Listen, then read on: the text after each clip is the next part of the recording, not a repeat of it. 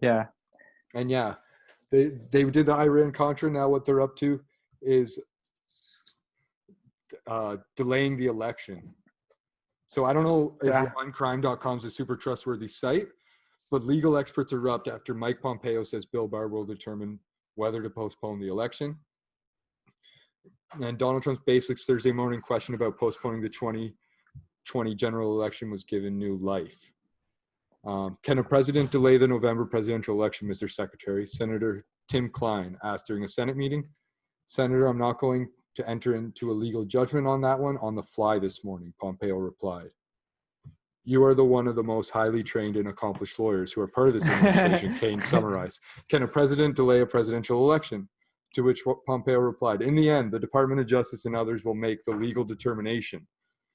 So Bill Barr, Department of Justice. We all should want, I know you do, to Senator Kane, want to make sure to have an election that everyone is confident in. Are you indifferent today of the election, Kane asked.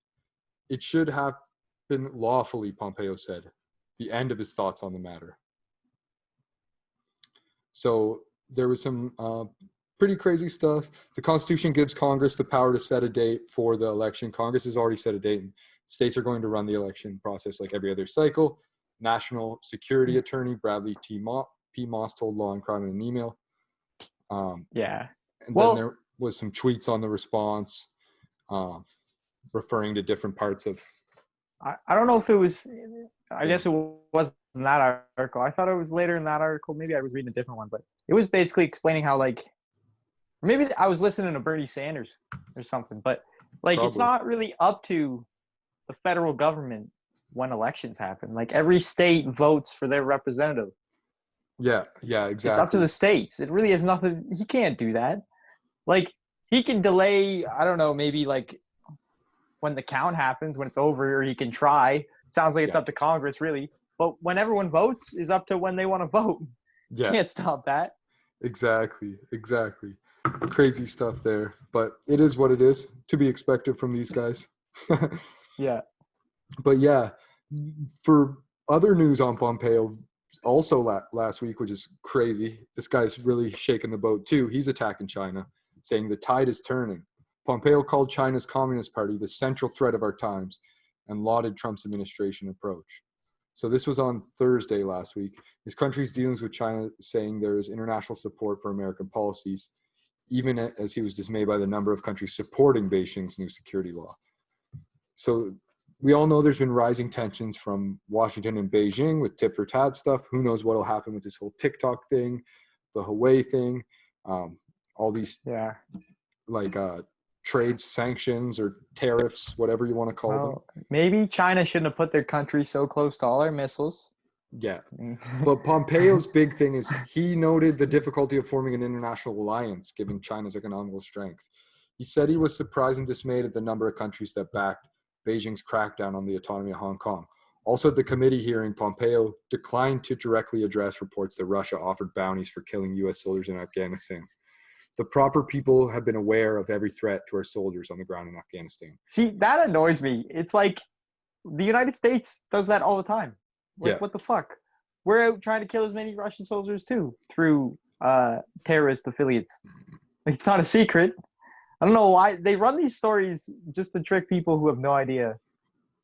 Yeah, exactly. It was a Foreign Relations Committee hearing, so just trying to get out some quotes and stuff. Yeah, grasping for straws. Yeah, but yeah, committee Democrats released a report this week harshly criticizing Pompeo's tenure at state, saying he had harmed diplomacy by leaving jobs open for months, treating career diplomats poorly, and promoting a culture of retaliation. So yeah, which is Trump said he's going to drain the swamp. So like, attacked the Democrats very well with bringing in Pompeo. So yeah, not really too much to say there other than he's like, touting himself. We see the Chinese Communist Party for what it is, a central threat of our times. Our vigorous diplomacy has helped lead an international awakening to the threat of the CCP senators. The tide is turning. But like, he doesn't even know, or maybe he's not aware, there's a documentary on Netflix called The China Hustle. That is what actually opened my eyes to this stuff long before I What's that? even considered Trump's tariffs.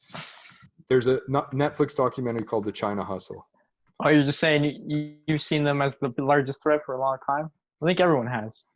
I don't Yeah, think this is a exactly. surprise. Yeah, it shouldn't come as a surprise Yeah, unless you're insane. dumbass. Yeah, a total dumbass. But yeah, to go deep on Mike Pompeo, a total dumbass. Yeah. Anyways, don't forget to subscribe. If you're on YouTube, hit the bell for notifications. Drop a comment down below. Give us a like. And if you're on Apple Podcasts, show some love with a 5-star review already. We appreciate all you fucking drug fiends out there Yeah, coming yeah. in every day, hitting that like.